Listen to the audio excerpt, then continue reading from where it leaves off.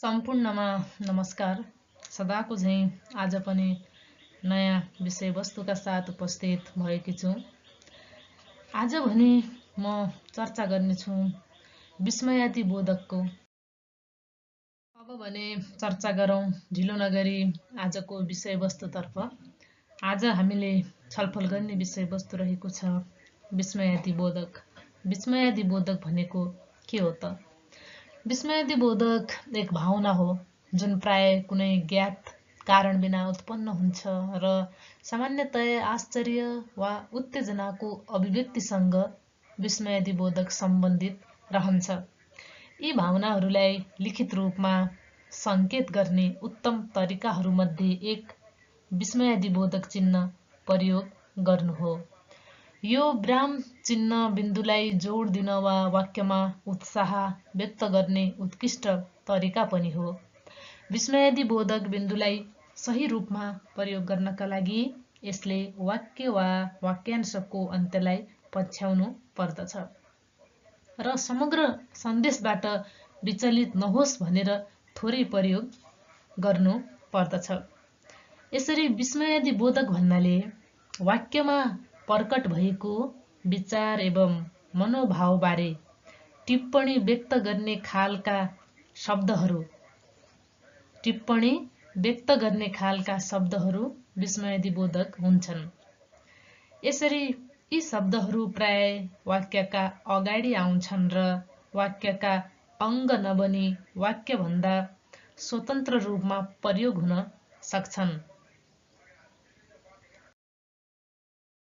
अब भने चर्चा गरौँ विभिन्न किसिमका विस्मयादिबोधक चिन्हहरू अर्थात् शब्दहरूका बारेमा। पहिलो नम्बरमा रहेको छ हर्ष अर्थात् प्रसन्नता। यहाँ हर्ष अर्थात् प्रसन्नता शब्दलाई विस्मयादिबोधकका रूपमा वाक्यमा प्रयोग गरेर उदाहरणसहित देखाउन खोजिएको छ। जस्तै हर्ष अर्थात् प्रसन्नता देखाउनका लागि आहा कति राम्रो बगैँचा रहेछ। यहाँ आहा विस्मयादिबोधकका रूपमा देखा परेको छ। त्यसै गरी वाह कस्तो राम्रो काम गर्यौ। यहाँ वाह विस्मयादिबोधकका रूपमा देखा परेको छ भने स्याबास तिमीले ठिक गर्यौ। यस वाक्यमा स्याबास विस्मयादिबोधकका रूपमा देखा परेको छ। यसै गरी भयलाई देखाउनका लागि यहाँ अब्बुई कत्रो सर्प रहेछ। यहाँनिर भयको सङ्केतको लागि अब्बुई शब्दलाई प्रयोग गरी उदाहरण प्रस्तुत गरिएको छ विस्मयादिबोधक शब्दलाई देखाउनका लागि। यस्तै गरी आश्चर्य अन्तर्गत विस्मयादिबोधक शब्द प्रयोग भएका वाक्यहरूलाई निम्न अनुसार देखाइएको छ। जस्तै आश्चर्य अन्तर्गत अहो अर्थात् ओहो त्यो आएछ। ल यो कस्तो मान्छे। आप्पै बाहिर त कस्तो जाडो रहेछ। आम्मै कति जाति। ला के भयो। यहाँ प्रस्तुत गरिएका अहो ओहो ल आप्पै आम्मै ला जस्ता शब्दहरू आश्चर्यका रूपमा विस्मयादिबोधकका रूपमा प्रस्तुत गरिएका छन्।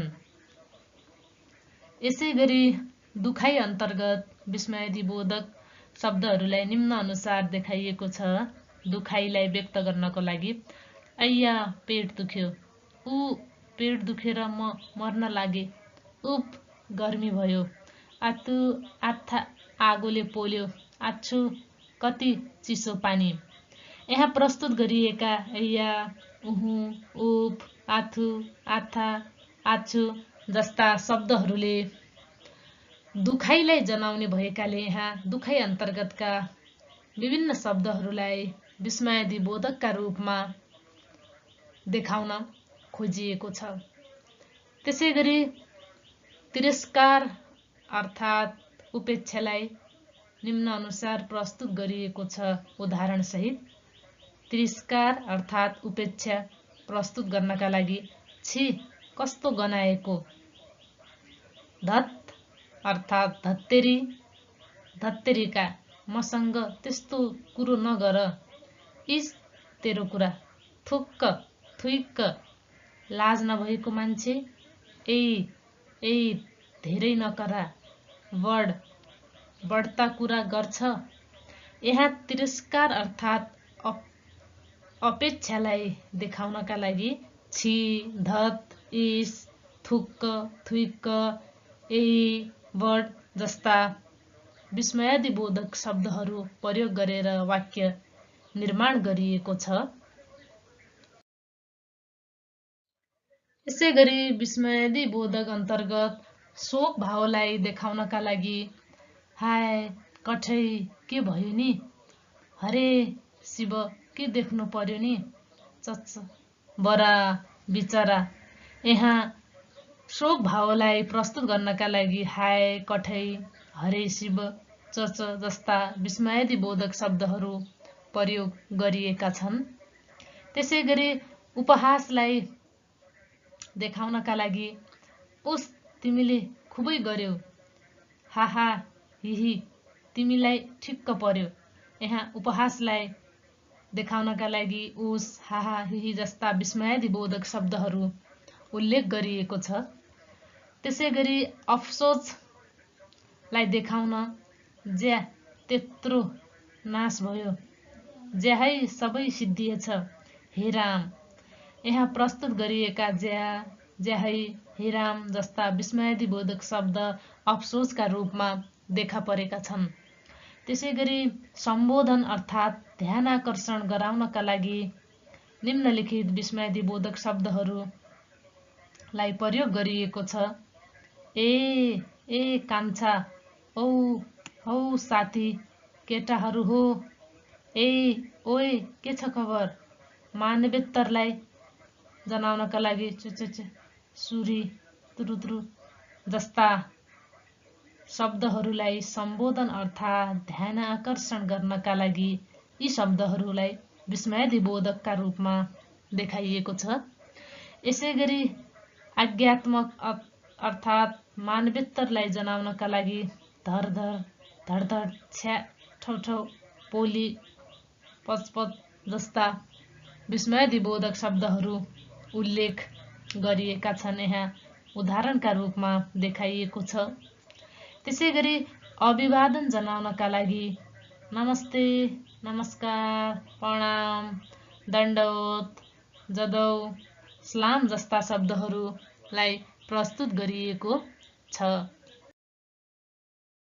यसै गरी आभारलाई व्यक्त गर्नका लागि धन्यवाद, साधुवाद र त्यसै गरी अनुभूति अर्थात् स्मृति जनाउनका लागि राम त निधाएछ, मैले त बिर्सिहालेछु, यो कुरा त मैले सम्झेकै थिएन। त्यसै गरी स्वीकृति अर्थात् अनुसमर्थन जनाउनका लागि ल हामी यही आउँछौँ, हवस् म किताब ल्याउँछु, तपाईँको काम हुन्छ, ज्यू ठिक छ म आउँछु, हजुर मैले कुरा बुझे जस्ता शब्दहरू स्वीकृति अर्थात् अनुसमर्थन जनाउनका लागि ल, हवस्, ज्यू, हजुर जस्ता शब्दहरू प्रयोग गरिन्छन्। त्यसै गरी प्रसन्न अर्थात् उत्सुकता जनाउनका लागि ऊ आयो, रमेशले पढ्यो, जस्ता प्रसन्न अर्थात् उत्सुकता जनाउनका लागि यी विस्मयादिक शब्दहरू प्रयोग गरिएका हुन्। यसै गरी निषेध जनाउनका लागि म उसको कुरा मान्दिन, नाइ त्यस्तो काम म गर्दिन। यहाँ नाइलाई निषेधका रूपमा प्रस्तुत गरिएको हो विस्मयादिबोधक शब्दका रूपमा। त्यसै गरी अज्ञानतालाई प्रस्तुत गर्नका लागि कुन्नी हरि के गर्छ, यहाँ कुन्नी शब्दलाई विस्मयादिबोधकका रूपमा अज्ञानताका रूपमा लिएको छ। यसै गरी निश्चय जनाउनका लागि सत्य, साँच्ची, धरोधर्म त्यो कुरा मलाई मन पर्दैन। यहाँ सत्य, साँच्ची, धरोधर्म जस्ता शब्दलाई विस्मयादिबोधकका रूपमा निश्चयका रूपमा प्रस्तुत गरिएको छ। त्यसैगरी तृप्ति, भो अब मलाई केही पनि चाहिँदैन। यहाँ भोलाई तृप्ति विस्मयादिबोधकका रूपमा देखाइएको छ। त्यसैगरी निर्देश अर्थात् निर्देश जनाउनका लागि यही त हो नि, ऊ आकाशमा तारा देखिए। यहाँ यी र ऊ विस्मयादिबोधक शब्दलाई निर्देशका रूपमा प्रस्तुत गरिएको छ। यसरी विस्मयादिबोधक शब्दहरू वाक्यमा प्रकट भएको विचार एवं मनोभावबारे टिप्पणी व्यक्त गर्ने खालका शब्दहरू नै विस्मयादिबोधक हुन्छन्। यी शब्दहरू प्राय वाक्यका अगाडि आउँछन् र वाक्यका अङ्ग नबनी वाक्यभन्दा स्वतन्त्र रूपमा प्रयोग हुन सक्छन्। हामी अब अर्को दिन विस्मयादिबोधकका बारेमा चर्चा गर्नेछौँ। तपाईहरूलाई यो भिडियो के कस्तो लाग्यो? सल्लाह सुझावका लागि यस युट्युब च्यानललाई सब्स्क्राइब, लाइक र कमेन्ट गर्नुहोला।